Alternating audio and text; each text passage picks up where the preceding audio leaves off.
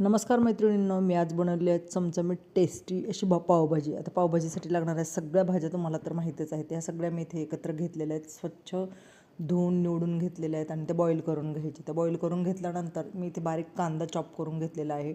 सर्वप्रथम आपल्याला कढईमध्ये बटर टाकायचे. बटर टाकल्यानंतर त्याच्यामध्ये बारीक चिरलेला आलं लसूण किंवा किसलेला आलं लसूण पेस्ट टाका. त्यानंतर बारीक चिरलेला कांदा, टोमॅटो, बारीक चिरलेली सिमला मिरची आणि आपल्या शिजवलेल्या भाज्या सगळ्या मिक्सरला फिरवा, नाही तर तुमच्याकडं मॅशर असेल तर छान अशा मॅश करून घ्या. इथे मी बारीक चिरलेलं टोमॅटो घेतलेलं. टोमॅटो पटकन शिजावं म्हणून आपण त्यामध्ये मीठ टाकणार आहोत.